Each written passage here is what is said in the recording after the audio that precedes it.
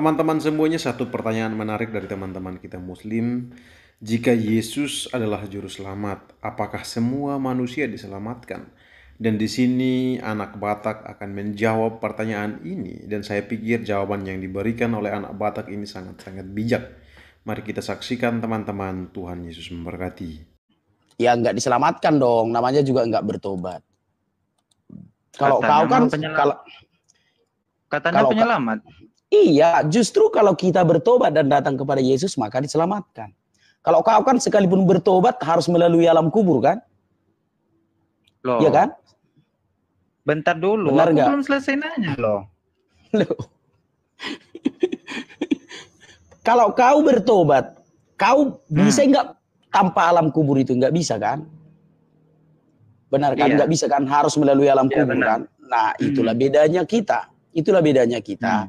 Kalau orang yang percaya Yesus bertobat, dia tidak melalui alam kubur lagi, tetapi dia akan ke surga. Itu bro, silakan. Nah, gini anak Batak. Anak Batak kan menjelaskan kalau Tuhannya itu juru selamat kan? Ya. Sedangkan dia aja nggak bisa menyelamatkan dirinya sendiri, apalagi menyelamatkan orang lain. Kenapa kau bilang tidak bisa menyelamatkan dirinya sendiri? Karena mati itu kah? Karena dia mati gitu. Justru dia harus mati kan biar bisa masuk ke alam kubur itu. Yesus datang ke dunia kan untuk mati. Kan untuk membebaskan arwah manusia dari alam kubur itu. Maka setelah dia membebaskan, sebentar, dengarkan dulu. Lanjut.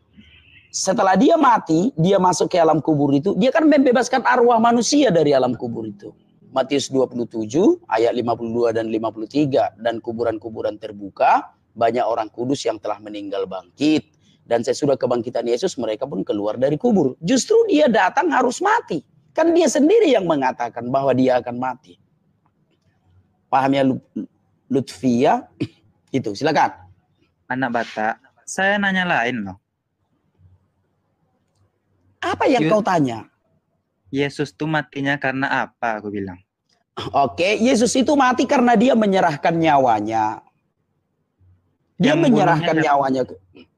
Tidak ada yang membunuh Yesus. Yesus disalibkan enggak mati. Yesus ditombakkan tidak mati. Nah, maka Yesus menyerahkan nyawanya gitu.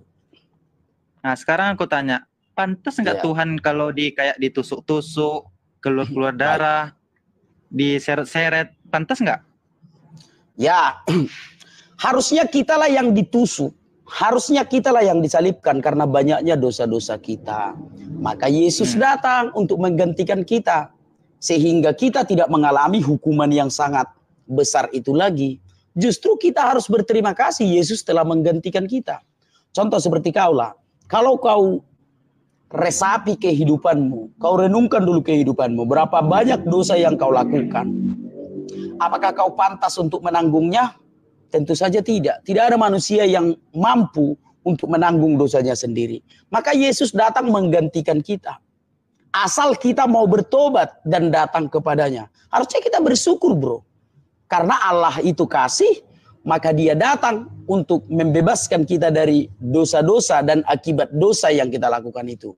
Itu Lutfi. Berarti nggak bisa ya, kalau Yesus tuh tanpa mati nggak menyelamatin orang tuh nggak bisa? Baik. Dia terikat dengan hukumnya. Karena dia sudah membuat hukum, setiap orang yang matilah yang masuk ke alam kubur. Apakah Tuhan bisa membatalkan hukum yang sudah dibuatnya? Kan tidak bisa. Maka kalau dia mau masuk ke alam kubur, Tuhan kok bisa kayak gitu? Tuhan nggak bisa kayak gitu bro. Tuhan nggak bisa pelin-pelan. Siapa yang membuat hukum? Hanya arwah orang yang mati masuk ke alam kubur. Siapa yang bikin hukum itu? Oh, berarti beda ya kalau Tuhan aku jawab dulu. Siapa yang membuat hukum itu? Setiap orang yang mati arwahnya masuk ke alam maut. Siapa membuat hukum itu? Allah. Ya, Tuhan. Kalau Tuhan membuat hukum, ini kalau Tuhan yang benar ya. Kalau Tuhan ecek-ecek mah pelin-pelan, terkadang pelin-pelan. Jangankan untuk melanggar kata-katanya sendiri, pelin-pelan. Di satu sisi dikatakannya, ini kalau Tuhan ecek-ecek ya. Kau bisa istri 4, yang satu kau bisa istri 9. Ini kan Tuhan pelin-pelan namanya. Dia tidak bisa berpegang pada ucapannya sendiri pun dia tidak bisa berpegang. Nah kalau Tuhan yang benar bro, telah membuat hukum bahwa setiap orang yang mati arwahnya masuk ke alam kubur, maka Tuhan sendiri pun tidak bisa melanggar itu. Karena firman-Nya itu kekal. Maka Allah kalau mau masuk ke alam kubur, membebaskan manusia dari alam kubur itu, dia harus jadi manusia dulu. Dan dalam keadaan sebagai manusia harus mati. Karena manusia yang hidup kan nggak bisa masuk ke alam kubur, bro. Maka Yesus datang ke dunia sebagai manusia dan harus mati supaya bisa masuk ke alam kubur untuk membebaskan arwah manusia dari alam kubur itu. Itu Luffy, silakan. Nah, ini ada penontonmu yang komen, Tuhan saya lebih hebat tanpa mati. Memang benar. Tuhan itu kan maha berkehendak. Jadi dia bisa berkehendak kan sama hamba-hambanya. Oh, mau dia nggak mati aja, nggak mati dia duluan. Masa ya Tuhan mati? Masuk logika lah. Gini loh anak Batak. Ya, tunggu dulu. Nah, dia kan Tuhan ya, Tuhan. Yang menciptakan manusia, menciptakan isi-isi dalam dunia ini kan. Siap. Nah, ya. Terus kalau dia ingin melakukan apapun, ya nggak harus harus mati dulu untuk menebus dosa-dosa hamba-hambanya. Masa ya kayak gitu? Kan untuk membebaskan arwah manusia dari alam kubur itu loh, bro. Bagaimana cara Tuhan masuk ke alam kubur? Bisa nggak Tuhan masuk ke alam kubur? Ya bisa lah. Yang buat dia. Tuhan bisa masuk ke alam kubur. Gimana Bisa. caranya Tuhan bisa masuk ke alam kubur? Gini ya anak Batak. Coba, gimana caranya Tuhan bisa masuk ke alam kubur? Gimana caranya? Kamu tahu nggak Tuhan itu ada di mana aja? Ya, Tuhan itu ada di surga. Loh, kok ada di surga? Tuhanmu ada di mana Tuhanmu? Nggak akan tahu. Siapapun nggak tahu Tuhanku ada di mana. Ya, kasihan kali kau beragama, Tuhanmu aja nggak tahu kau ada di mana. Kasihan kali kau. Sekarang aku tanya Batak. Arwah kau ada di mana sekarang? Jiwa kau ada di mana? Ada di dalam diriku ini. Perasaan kau ada di mana? Ada di dalam diriku ini. Yang mana? Yang mana? Arwahku ada di dalam diriku ini, makanya aku hidup. Loh. Kalau rohku keluar, dengarkan dulu Luffy. Kalau rohku keluar dari dalam diriku ini, maka aku mati. Kau yang kasihan beragama kau, Tuhanmu ada di mana coba? Kau tahu nggak Tuhanmu itu ada di mana? Jangan-jangan nggak ada. Kasihan kali kau beragama. Loh. Tuhanmu ada di mana coba? Siapapun nggak akan tahu Tuhan aku ada di mana. Berarti nggak ada Tuhanmu itu. Loh, kok nggak ada? Buktinya kau nggak tahu ada di mana dia? Ya itu kan. Sekarang aku tanya juga. Tuhan kau ada di mana sekarang? Tuhan Yesus ada di surga. Coba sebutkan dalilnya yang di mana dia ada di surga sekarang. Oke, sebentar. Kalau aku mah berdasarkan dalil ya.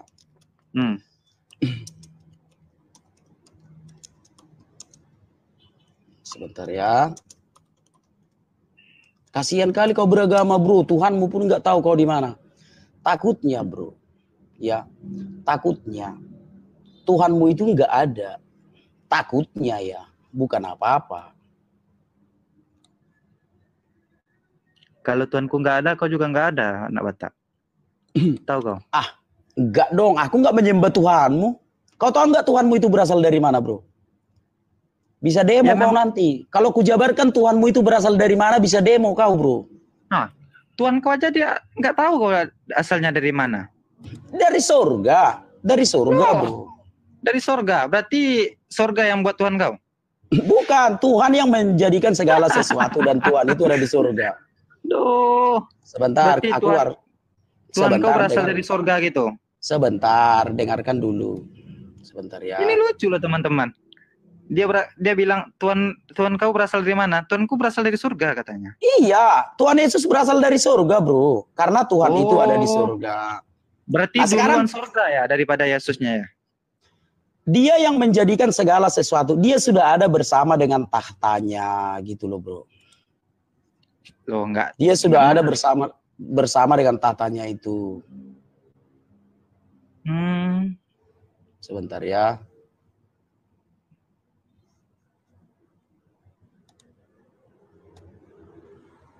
Kau lah kasihan, bro. Tuhanmu itu enggak tahu kau tuh yang kasihan, Jose. Jos. Anak Batak. Kau kasihan kali anak Batak. Masa ya Tuhan berasal dari surga? Iya, memang Tuhan berasal dari surga. Oh, berarti yang buat Tuhan kau surga ya? Bukan, Kalau dia yang kepercayaan menjadikan segala sesuatu. kalau Ini bro. kepercayaan orang Kristen tuh berarti apa ya? Nih. Kau baca Nah, dulu, kau baca. nah, Sebentar, baca nih. sesudah Nabi Isa berbicara Ya, demikian kau yang kepada bagus mereka. baca aja, yang bagus kau bacanya. Nah, Coba baca dulu. sesudah Yesus berbicara. Yang bagus bacanya. Enggak, Coba. aku nggak bisa nyebut Nabi pakai Tuhan. Coba, ini kau membaca Enggak, aja, membaca. enggak. Masuk ke goa bertapa kau di goa itu. Membaca aja kau nggak berani.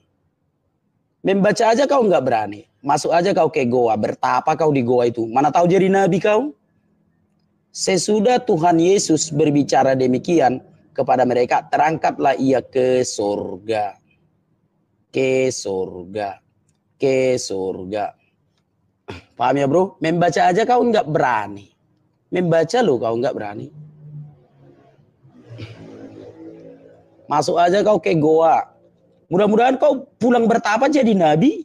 Mudah-mudahan ya. Masuk goa bro. Ya barangkali pulang bertapa. Memang orang pulang bertapa jadi paranormal. Ya kiranya kau pulang bertapa jadi nabi. Teman-teman semuanya, anak Batak sudah memberikan penjelasan dengan baik. Di sini kita melihat bahwa rekan kita Muslim ini, dia hanya mau bertanya, hanya mau menguji, hanya mau berdebat. Dia tidak mau dengan rendah hati menerima jawaban dari anak Batak. Jika mentalnya seperti ini, maka kesalahpahaman itu akan terus berkelanjutan. Karena paham teman-teman kita Muslim hampir semuanya seperti itu. Mereka hanya mengkritiki Yesus sebagai manusia, tapi tidak melihat sisi-sisi lain Alkitab yang menjelaskan bahwa Yesus adalah Tuhan, Yesus adalah Allah. Bahkan tadi anak Batak menyuruh dia membaca aja, dia tidak mau. Karena di sana Tuhan Yesus, dia tidak mau menyebut itu, tidak berani membacanya. Saya pikir mereka terlalu takut untuk membuka diri menerima kebenaran itu. Teman-teman, memang benar Yesus datang untuk menyelamatkan manusia. Tetapi keselamatan itu untuk setiap mereka yang mau percaya kepadanya. Iya kan? Kalau Anda terus mengeraskan hati dan tidak mau percaya kepada Tuhan Yesus sebagai Tuhan dan Juru Selamat, maka Anda tidak mungkin diselamatkan. Dia memberikan keselamatan itu kepadamu secara cuma-cuma, tapi Anda menolaknya dengan tidak mau menerimanya. Jadi apakah keselamatan itu bisa Anda miliki? Tentu tidak, karena Anda menolaknya.